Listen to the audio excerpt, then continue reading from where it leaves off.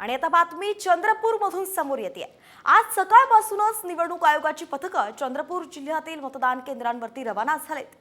जिल्ह्यात एकूण 2077 मतदान केंद्रांसाठी सुमारे 14,000 कर्मचारी नियुक्त करण्यात आलेत। तिथलाच आढावा घेतलाय आमचे प्रतिनिधी संजय तुमराम यांनी।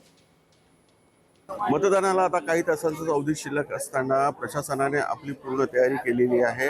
या परिसरामध्ये जी पोलिंग कर्मचारी आहेत त्यांना त्यांची जबाबदारी समजावून सांगितलेली आहे। वेगवेगळ्या टेबल्सवर वेगवेगळे कर्मचारी बसून त्यांना ही माहिती देत आहेत आणि मतदान कसं घ्यावं, मशीन कशी हँडल करावी या संदर्भातील सगळ्या सूचना त्यांना दिल्या जात आहेत आणि कर्मचारी आता काही वेळातच आपापल्या पोलिंग बूथकडे रवाना होणार आहेत। या पद्धतीनं ती सगळी प्रक्रिया चालणार आहे मतदानाची।